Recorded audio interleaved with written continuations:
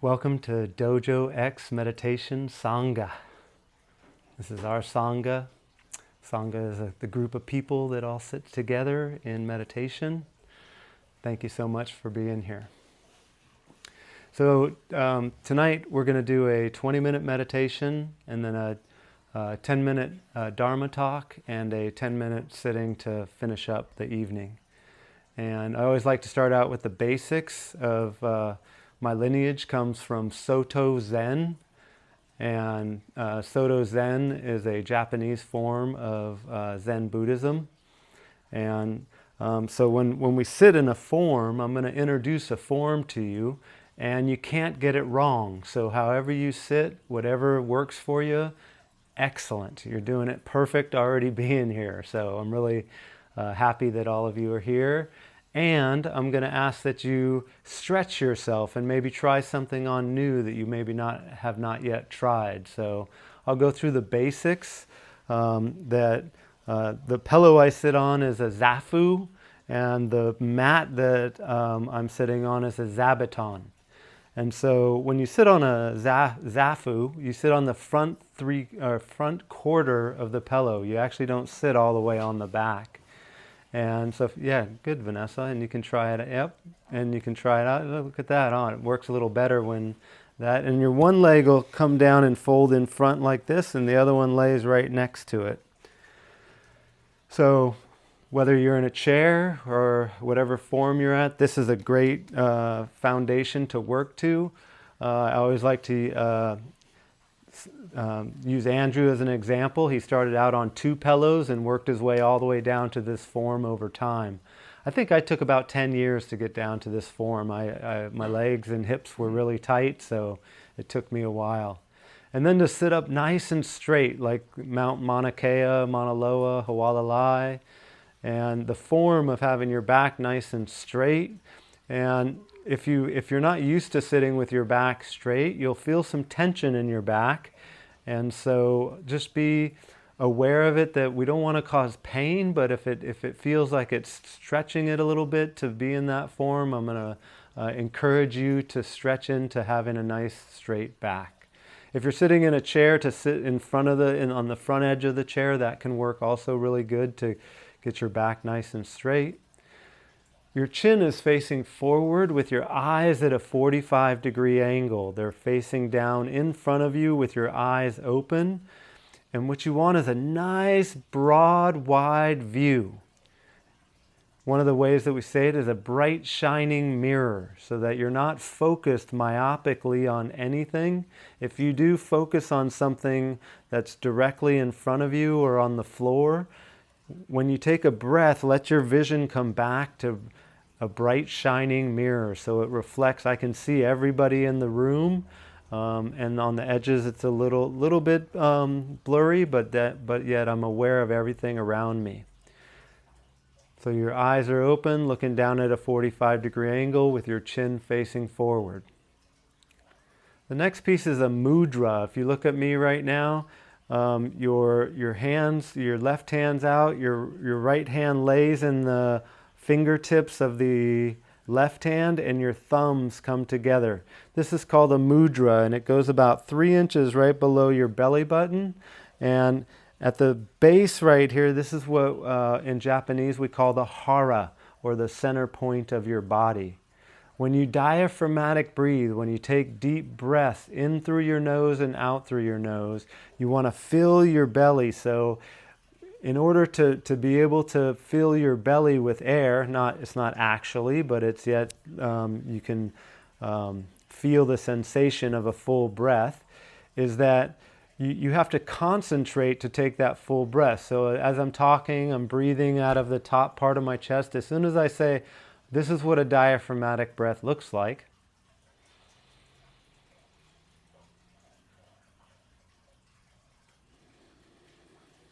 I have to focus and be very present on my breath. Your job is to focus on your breath, going in through your nose, out through your nose. If you find yourself taking shallow breaths, totally okay. Just practice taking deep breaths over and over again. Your mind will want to interrupt that pattern of following your breath. Your job is to return back to your breath, even after you think of what you're going to do after you leave here. Why am I sitting here? What am I cooking for dinner? All the cool thoughts that go through my head all the time.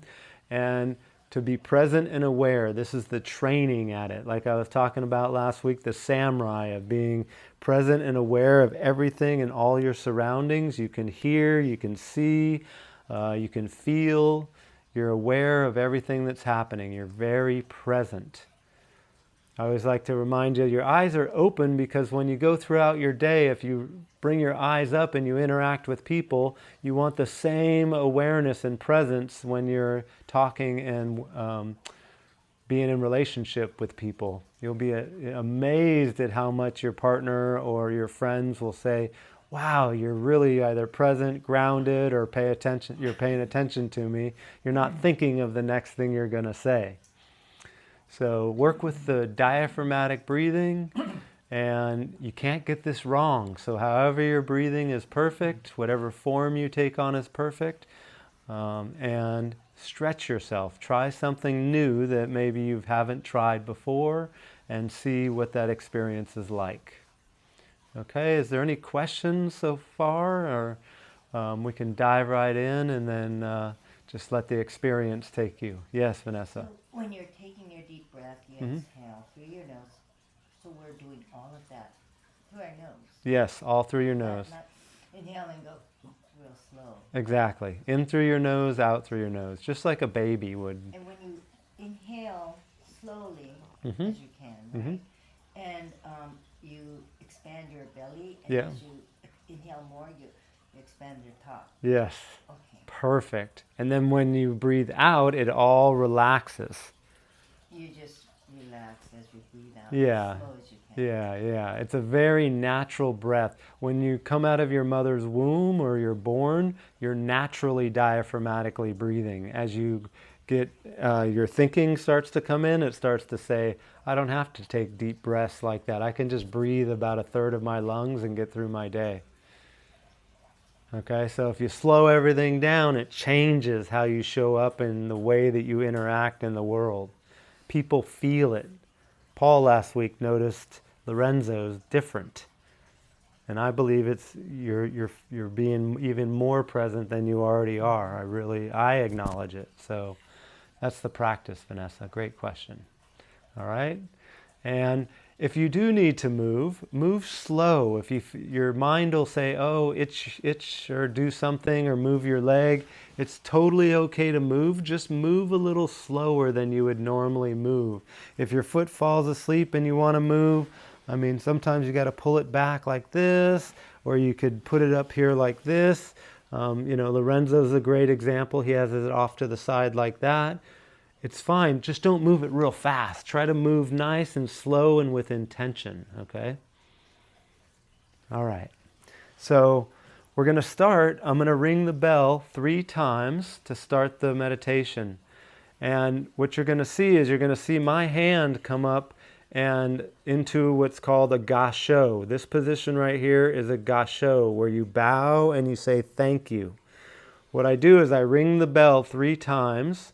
And then you're going to see me take this striker after I ring it, and I'll set it right here. And then I'll put my hands together like this. You'll know it when I do this. Everybody you'll see will do this. All you got to do is follow along. And then we all bow to say thank you, and then that starts the 20 minutes. Okay? And then when it ends, I'll ring the bell 3 times. We'll all bow together again. And then that'll stop the 3 minutes, or the 20 minutes. Okay? All right, you can't get this wrong. You're doing a great job. Sunny, thanks for coming tonight. Vanessa, great job being here. She's been talking about it and telling me she's coming. I love it. She made it. That's wonderful. And Sunny, talked to him today and he said, I'm coming.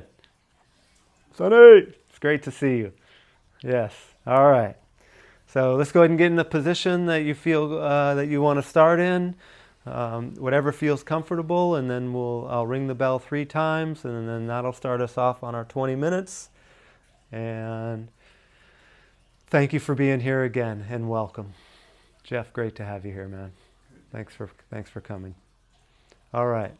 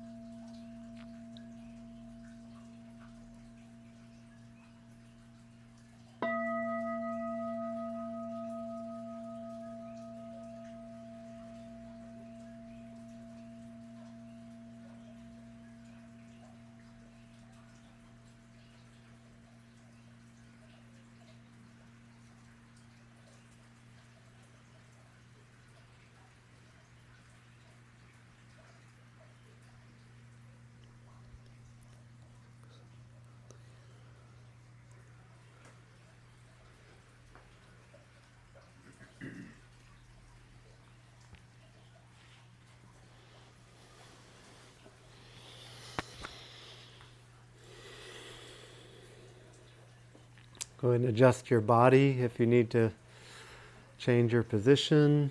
Something that can let some blood flow if your any body parts fell asleep. Sometimes my leg does, or wiggle your butt around a little bit, your back. Just let your body move into blood flow in different positions. Sometimes holding that position can feel a little bit stiff. Okay. Well, thank you all for coming tonight. Tonight's Dharma talk is about the Sensei.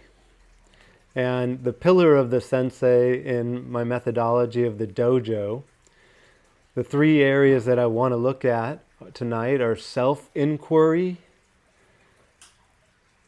being a student, and then being a mentor or teacher or leader. And these three qualities, I feel, are the essence of what it means to be a sensei, or embodying the pillar of the sensei. The four pillars of the dojo are the monk, the sage, the samurai, and the sensei. And so this is that fourth pillar that we've been going through and looking at the monk as ground zero of how you set up your world, the habits that serve you and maybe the habits that don't, and what does that look like to be truthful and honest and brutally honest to yourself. And then the sage, to be willing to have a vision for yourself that may stretch you beyond what you think is possible. And then the samurai, the willingness that it's not all about drawing your sword. It's about decisive action from the place of stillness and silence, and moving from that place of your hara, or that lower part of your abdomen that can guide you, known as gut instinct or your core self or your center. And so then moving into the sensei. And the first part of the sensei I'd like to start with is the self-inquiry. Is that as the pillar of the sensei, through sitting in zazen or seated meditation, it's truly a self-inquiry about how your thoughts and your thinking works, and not being attached or driven by them. And so as a sensei and as someone that is in constant refinement of my life and embodying what it's like to live an authentic and true and clear, upright, postured life. And so that self-inquiry is constant refinement of failure and success, and I'm number one good at failure, and I work on success. And so the encouragement to constantly self-improve is that pillar of that sensei. And we all have the sensei in us. That's an innate part of ourselves. It's the willingness to activate or be conscious enough to say, I'm going to show up. I'm going to do my best and apply myself at my fullest. You know, I have a belief that most people are showing up at about 40% of their potential and capacity. So just to think about that, of like people going through their day and they're operating from a very comfortable position or way of being, and to really step into that pillar of that sensei is to really show up and be present and aware in all your relations to yourself, to your spiritual practice, to your body, to, like I said, your relationships, and then your work and your legacy. And that's not an easy ask. That's not something light, and I know it. I struggle with it and practice at it regularly. So that first piece of self-inquiry, of the energy of the sensei, or the pillar of the sensei.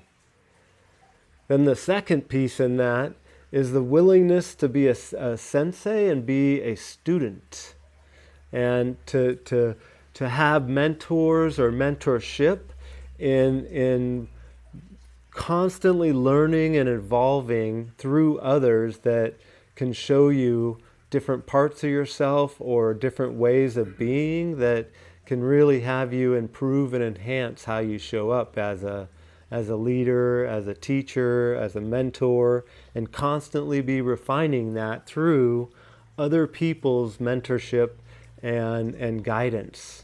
Because you're never too old or never too young to always be learning. And so the sensei is always willing and humble enough to be the student.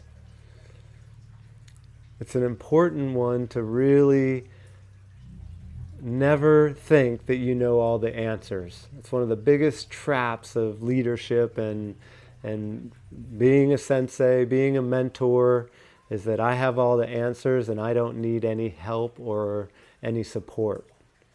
As soon as I do that, I've stepped out of that energy of sensei or mentor or leader. So being the student, an essential part of the sensei energy and pillar. And then the third one is being the teacher, the mentor, the guide that puts your energy into other people from that place of devoted and caring and willingness to give away yourself from that place of service, from not expecting anything in return. I think the mentorship that AA offers a lot of people, that you exemplify that. You sponsor people. I know you do. That's that sensei pillar and quality that really is giving away of yourself to see the best in others. And that's what the sensei does. I see the best in all of you and I want the best for all of you, even if you don't believe it yourself. And people say, man, I feel something different around you, Tony. And it's because I'm looking at you from that king and queen and king and queen and king energy of that of like, or the sensei in all of you. That I hold that and say, yes, they are exactly like me. That's why I do the Sangha. That's why I do my men's work. That's why I show up the way that I do, is in order to really give away myself in the selfless act of service. And it's such a cool thing to be in this circle right now and say, I feel that from all of you. I mean, me and Sonny go back a long way in the dance that me and him have had over the decades of going on a decade and a half, almost 2 decades of student teacher. It's like that's the exemplifying of sensei. So I encourage all of you to own the pillar of the sensei inside yourself, to really show up from that place that is from the practice of stillness and silence. I'm more aware and present than I've ever been, and I train at it every single day. I start my day out with stillness and silence, and I sit and I watch my thoughts go crazy or sometimes go nice and smooth, but a lot of times I got the neurodivergent brain that's really active, and so I get to say, oh, that's not who I am. I get to really own that I am, divine sensei energy. I'm one with the universe, one with God, and I'm connected to everything. And then show up and be in all my relations like that, and especially with my partner and love of my life. It works. My relationship has never been so deep as it been, from me owning my practice. And then I get to, be a part of our community of, 95% are from the sauna and the gym. I mean, I'm so blessed to be in relationship with all of you and my next door neighbor, right? Me and Lorenzo, we have some really great talks and I learn a lot from him. And so I feel we're all doing that. And I've always dreamed and called forward this type of community in my life. And so I'm living the dream with that. Pinch myself. It's a beautiful thing. So I call that forward. I see it all in you, the pillar of the sensei. So as you sit with that embodied, this last 10 minutes, sit with that embodied energy and pillar of the Sensei, of that you are that teacher, you are that mentor, you are that self-inquiry person that can really evaluate how you show up, and you are a student. Because I see it in all of you, and I honor it, I get the wisdom from you, and I feel it reciprocal, and that's just priceless to me. So honor the Sensei within you, and I acknowledge the Sensei in all of you, and the pillar of the Sensei. Okay? So thank you again for being here. Thanks for showing up in my life the way you do. I'm honored to be in relationship with you and continually getting to know all of you better. It's like you haven't ever left, and you're here 2 to 3 months out of the year. It's just such a cool bond to connect with you on this level. So, and all of you, thank you for showing up for me. All right? Andrew, that haircut's amazing. Yep, I'm really, really excited about that. And anybody else who wants to shave their head, we could have a nice evening of head shaving. Just saying, Dexter. All right. So as we wrap up, I always like to remind you that all my Dharma talks and Sanghas, or the full meditation hour, I upload them to YouTube so that you can, if you want to sit in community, you can sit with us also when you're not available for it on YouTube at Tony Bonnici -DojoX. And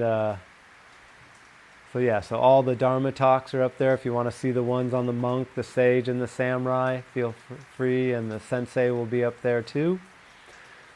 And let's go ahead and sit for the next 10 minutes. Just take at the end and fluff your pillow back up how it was, and just on the seat, and then dust off any lint off the zabuton. And I'll put them away over the next day or so. I like sitting in the morning with the energy that has been put here, egregore. And, oh, that's great. There you go. And are you good on are you good like that, or do you? I'm good. Okay, excellent. You're more that you are doing such a perfect job. So, yep, you can move as much as you want or as little as you want. Is that going to work, Lorenzo, or you want a chair? Yeah. I'll just start right here. That's all. You good? I'll try it. Yeah, try it out. And if you need to move, feel free, and if you, whatever you need, okay? Trust your body. It's one of the most important things in Zazen, is your body knows, and we stretch ourselves. You're trying out a new position right now. Great job. All right?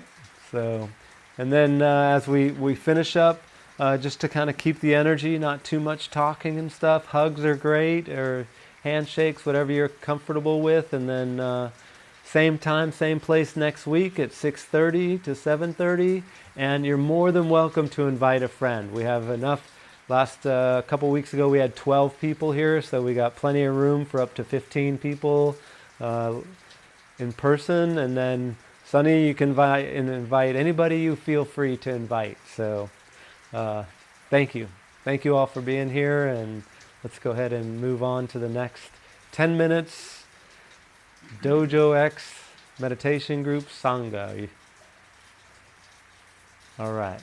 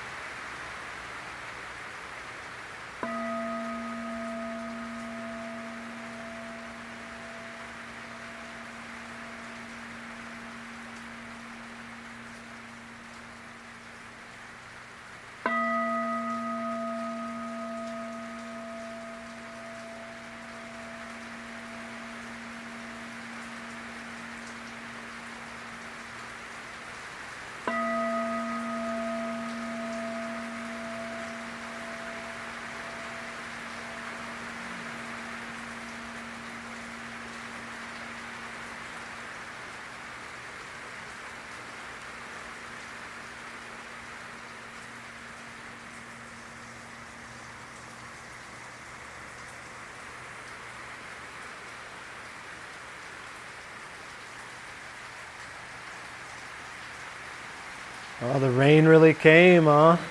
Yeah. Thank you, Sunny, for joining us tonight. Really appreciate it. There's everybody wave to Sunny. Yeah.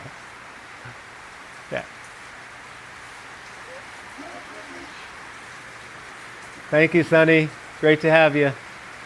All right, talk to you soon. Okay, bye-bye. Ooh, here comes the rain.